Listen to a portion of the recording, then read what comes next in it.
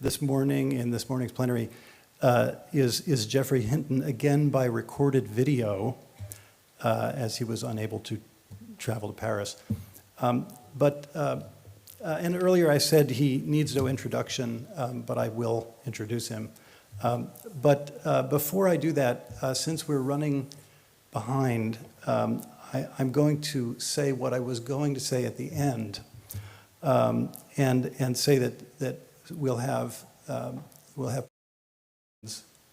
talk by video, and it will run past into the break. We have a 30-minute break, and I'm going to encourage you, if you'd like to stay, you can stay, or you can also see this video online afterwards. All of these videos will be posted afterwards, so you can also leave. But then you should know that at 11:30 European time, we will reconvene in 3 tracks.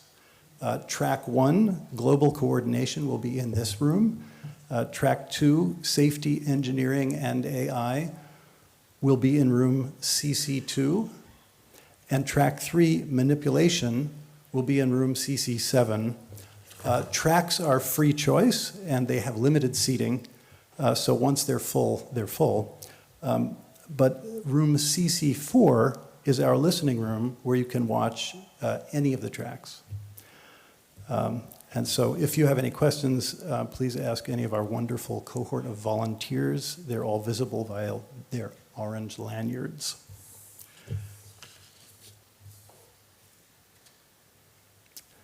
Okay, Geoffrey Hinton is a world-renowned computer scientist and AI researcher. His foundational work on neural networks has been instrumental in shaping the field of AI, especially through introducing and advancing the backpropagation algorithm, Boltzmann machines, and deep belief networks. In 2024, he became the first person to have received both the Turing Award and the Nobel Prize in Physics. And today, he will discuss the concept of understanding in today's AI systems. Please roll the video. Thank you. So today, I'm going to talk about what understanding is. We need the scientific community to agree on what understanding is. If you think about the first step in tackling climate change, we had to reach a scientific consensus on what was causing it before we could advise on what to do about it. Now, with these large language models, chatbots, there's still many scientists who don't think that they really understand the same way as we do. They believe in a very different model of what human understanding is. For the last 70 years, there have been 2 very different paradigms for intelligence. The logic-inspired paradigm, which dominated for about the first 50 years of AI, is that the essence of intelligence is reasoning. And reasoning is done by using symbolic rules to manipulate symbolic expressions. So your knowledge is a bunch of symbolic expressions inside your head. They thought learning could wait. The first thing we have to understand is how knowledge is represented. It's some special, logically unambiguous language. And figuring out how knowledge is represented has to come first. The contrast was the biologically inspired approach. That's what people like Turing and von Neumann believed in. And there, the essence of intelligence is learning the strengths of the connections in a neural network. And those people think that reasoning can wait. First, we have to understand how learning works, and later on we'll understand reasoning. Reasoning is something that came very late biologically. So the real transition to most people believing in the biological approach rather than the logical approach came in 2012 when a deep neural network trained with backpropagation got about half the error rate of standard computer vision systems, which have been highly tuned for this competition, the ImageNet competition. Once that happened, then the whole computer vision community fairly rapidly switched to using neural nets. And that opened the floodgates for what we see now, which is neural nets being used for everything. So now what people mean by AI is artificial neural networks. For a long, long time, what they meant by AI was definitely not artificial neural networks. It was symbolic AI. But even when we could do vision better than standard symbolic AI, many people in the symbolic AI community said, Yeah, but they'll never do language. Because obviously if symbolic AI is going to be good for anything, it's going to be good for language, because that is strings of symbols in and strings of symbols out. The linguists were also very skeptical. So most linguists believed in Chomsky's theory, which I think is crazy, that language is not learned. I think Chomsky's sort of a cult leader. If you can get people to agree on something that's manifest nonsense, that language is not learned, then you've got them. Now, Chomsky never had a theory of meaning. It was all about syntax. He didn't sort of know how to have a theory of meaning. And for the linguists, the idea that a big neural network with random weights and no innate knowledge could actually learn both syntax and semantics just by looking at data was real anathema. They were very confident that could never happen. Chomsky was so confident that even after it had happened, he published articles saying, well, they'd never be able to do this, without actually checking and asking them to do that, which they did very well. So here's two very different theories of the meaning of a word. And for a long time, it looked as though these two theories were just alternative theories of meaning. The symbolic AI theory is that the meaning of a word comes from its relationships to other words. So what a verb means is determined by how it occurs with these other words in sentences. And to capture meaning, we need something like a relational graph. We have words, you have links between them, you have the relationship attached to the link, and that's how you're going to represent meaning, a knowledge graph of some kind. Psychologists, particularly in the 1930s, I think, thought that the meaning of a word is actually just a big set of semantic features. There might also be syntactic features. And the words with similar meanings have similar semantic features. So Tuesday and Wednesday will have very similar sets of semantic features, whereas Tuesday and although will have very different sets of semantic features and syntactic features. In 1985, I made a tiny language model that tried to unify those two theories. So the idea was you would learn semantic features for each word symbol, and you'd learn how to make all those features of the previous words interact to predict the features of the next word. The model was trained by backpropagation to predict the next word, so that's just like these large language models today.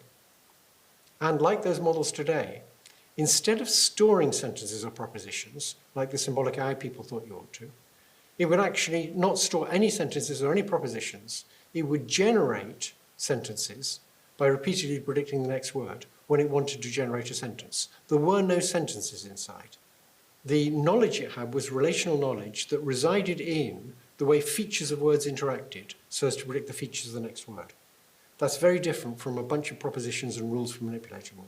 If you ask what happened over the next 30 years, about 10 years after that tiny language model, which was really tiny, it only had a few thousand weights, Yoshua Bengio showed that you could actually use similar kinds of models for predicting the next word in real natural language. So you could model what was going on in natural language with this kind of model. And it was about the same as the state of the art then. About 10 years after that, leading computational linguists began to accept that feature vectors, which they called embeddings, were actually a good way to model meanings of words. And about 10 years after that, researchers at Google invented transformers and published them, and OpenAI then used them and showed the world what they could do. And that's when people, not just researchers, but everybody, began to get interested in what was happening in these large language models. Were they really understanding what they were saying? So the large language models can be viewed, particularly by me, as descendants of the tiny language model. They use many more words as input. They have big contexts.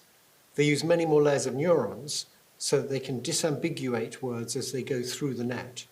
A word like may, initially you represent it with some feature vector that's sort of hedging its bets between whether it's a month or a modal or a woman's name. As you go through the net, you use interactions with the context to clean it up into one of those three meanings. They use much more complicated interactions between the learned features. In the original tiny language model, the interaction is very simple. In current large language models, they're very complicated. They use something called attention. And I'm now going to try and give you an analogy for how words work. This is fairly ambitious, because I think people have completely the wrong model of how language models reality. So I want to give you an alternative model. It's not perfect, it's an analogy. There's lots of things wrong with it, but it sort of gives you something to hang on to in thinking about how we use language to model reality. Because we need some way of modeling things. That's what meaning is. Meaning is having a model. So think of words as like high-dimensional Lego blocks. With Lego blocks, you can model any 3D shape moderately well. Don't worry about the surface, which may be sort of rectangular, but the volume you can model pretty well if it's big with 3D Lego blocks. Think of words as like Lego blocks, but instead of being 3D, they're like 1,000-dimensional. Now that's a bit of a problem for most people because they're not sure how to think about 1,000 dimensions. I'll tell you how everybody does it. You think of a 3-dimensional thing like a Lego block, and you say 1,000 to yourself very loudly. That's the best you can do. So there are these 1,000-dimensional Lego blocks, and so their shapes are very complicated because they're in 1,000 dimensions. And we can use combinations of those to model anything at all, not just the distribution of matter in 3D, but anything, like theories of how the brain works. Now, instead of having just a few different kinds of Lego block, we've got thousands of different kinds of these special high-dimensional Lego blocks, namely all the different words. And each one isn't a fixed shape. Each one has a range of shapes it can adopt. It's flexible. It can distort. It can't adopt any old shape. Once you know what the word is, you're constrained with the shape. There may be several alternative shapes, like for the word may, but for things that only have one central meaning, there's just a sort of a range of possible shapes. And what they do is they deform to fit in with the other words in the context. So the context gives a particular shape to each word. I should say at this point, in transformers it really happens with word fragments, but let's just suppose it's words. And instead of thinking of them fitting together by using little plastic cylinders that plug into holes like Lego blocks do, a very kind of rigid way of fitting together, think of the words as having lots of little hands on them. And these hands have funny shapes. And the way they fit together with other words is they do handshakes. That's called query key handshakes in a transformer. And actually, as you change the precise vector that you're using for the meaning of a word, as the context changes that, you actually change the shapes of the hands. So it's slightly more complicated than they have a fixed set of hand shapes. The hand shapes change as you deform them. And what they want to do is they want to deform in such a way that they change their hand shapes so that the words in the context can shake hands with other words. And that's what understanding is. Understanding is taking those words, finding how to deform them, and how to deform their hands so they can shake hands with other words, and then you've got a structure. It's a bit like a bunch of amino acids forming a structure, but a lot more complicated and in 1,000 dimensions. That's my image of what understanding is. Understanding is you take these words symbols, and the words symbols don't mean anything by themselves. They need an interpreter. And you're the interpreter, your brain is, and it deforms these 1,000-dimensional shapes, roughly 1,000, so that their hands will deform so they can all shake hands with other ones, and so now you formed a structure. And that's what it means to understand something, to form that structure. That structure is understanding. So the large language models, if you want to model all of human knowledge, they're complicated. They have many layers, very complicated interactions. And so it's very hard to analyze what they've actually learned and to see that they really are understanding what they're saying, particularly if you have the wrong model of understanding. So people influenced by symbolic AI and by Chomsky and those other linguists questioned whether they really were intelligent or whether they really understood what they were saying. And they used two main arguments. One was they said, it's just autocomplete. It's just using statistical correlations to pastiche together bits of text and predict the next word. And the text was all created by people, so it's not creative at all. Well, actually, it beats most people on standard tests of creativity, so that's not a very good argument. And then the second argument they used was, well, they hallucinate, which shows they don't really understand anything. So let's take the autocomplete objection. In the old days, when you did autocomplete, you keep tables of how often particular combinations of words occurred. So in a simple case, you might store tables of how often triples of words occurred. And then if you saw fish and, you'd realize that fish and chips occurs a lot of times, so that's a likely next word. I actually gave this talk in the House of Lords and realized that there, fish and hunt is probably more likely than fish and chips, but there are obviously alternatives. But that's not at all how LLMs predict the next word. That's disappeared. They don't store any text. They don't store any tables of combinations of words. They model all the text they've seen by inventing feature vectors for words that can deform with contextual influences and these complicated interactions between these word fragments, these handshakes, and that's what their knowledge is. Their knowledge is in those interactions. There's a bunch of weights in the neural network. So that's what knowledge is in these large language models, and it's what knowledge is in us too. The original tiny language model wasn't invented to be good at modeling natural language. It was invented to explain how we can understand the senses of words. How can I take a sentence like, she scrommed him with the frying pan? I've never heard the word scrommed before, but in one sentence I already know a lot about what it means, because of the whole created by the context tells you what it ought to mean. So my claim is that we model reality by using these word fragments in much the same way as machines do. It's obviously not exactly the same. Another argument is, well, hallucinations show they don't really understand anything. First of all, they should be called confabulations. They've been studied by psychologists for a long time, and they're very characteristic of people. We store knowledge in weights, not in stored strings. We think we store files in memory and then retrieve the files from memory, but our memory doesn't work like that at all. We make up a memory when we need it. We construct it. It's a very constructive business. It's not stored anywhere. It's created when we need it. And so it'll be influenced by things we learned since the events happened. And we'll be very confident about the details that we get wrong. There's a very nice example of that, which is John Dean's memory when he testified at the Watergate trials. He was testifying about what happened in the Oval Office, about meetings in the Oval Office, and he had no idea that there were tapes. But he was trying to tell the truth. And you can see that he's wrong about huge numbers of details. He says there were meetings between these people. Those meetings never happened. He says this person said one thing. Actually, it was somebody else said that. But you can also see that the gist of what he said was exactly right. There was a cover-up going on, and those were the kinds of things people said. So what he was doing was he was creating these meetings, creating them in his mind, and what he was creating was what seemed plausible to him. That's exactly what the chatbots do, but it's also exactly what people do.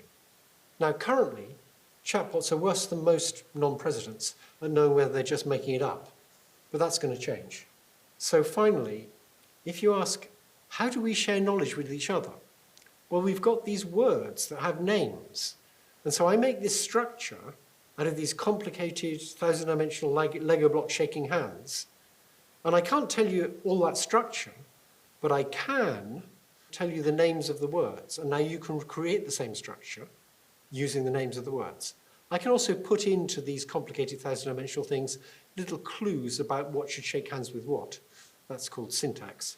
The symbolic AI theory is we share knowledge by copying a proposition from my head to your head, or from my head to the computer, and this proposition is written in this funny logical language. The neural net theory is that you have a teacher and a student, and the teacher produces some action, and the student tries to mimic it. So for language, the teacher produced a string of words. The student tries to predict the next word, and takes the errors in predicting the next word and backpropagates them to learn how you should convert symbols into feature vectors, these thousand-dimensional Lego blocks, and how these things should interact. That's called distillation. And the problem is, it's very inefficient. That's also how we get knowledge from people into computers. So that's how these large language models learn, by trying to predict the next word a person said. But it's not efficient. If you take a typical sentence, a string of symbols, it's only got about 100 bits. It's a few hundred, or maybe less than 100, but it's that order. And that means the most that a student can get is 100 bits of information, because that's all there is in the sentence. That's not a very big learning signal. Now compare that with what happens when you have multiple copies of the same agent, and it's a digital agent. So these digital agents, you can have multiple copies. The multiple copies have exactly the same weights. They work exactly the same way because they're digital. And so one copy looks at one bit of the internet, another copy looks at another bit of the internet. They both figure out how they'd like to change their weights, and then they share how they'd like to change their weights. So now both copies know what each copy experienced. And if you ask how much are they sharing when they share their weights, or the gradients for their weights, they're sharing trillions of bits if they've got trillions of weights. So you're talking about the difference between being able to share trillions of bits and being able to share hundreds of bits. It's really no competition. It only works if the agents are digital and use their weights in exactly the same way and have exactly the same weights. But it's hugely more efficient. And that's why GPT-4 can know thousands of times more than any one person. it's a not very good expert at everything. So the conclusions are that digital agents understand language in much the same way as people do. That it's not a completely different kind of system. We are like them and they are like us. They're much more like us than they are like standard computer code. Digital computation requires a lot more energy because it's digital, so you have to drive transistors very hard. You can't use the funny, quirky properties of analog hardware. But because they're digital, they have this really efficient means of sharing. They can share weights or gradients. Biological computation is much lower power because it can use all the quirky properties of neurons, but it's no good at sharing knowledge. So the overall conclusion is that if energy is cheap, or at least abundant, digital computation is just better because it can share knowledge efficiently. And that's a very scary conclusion.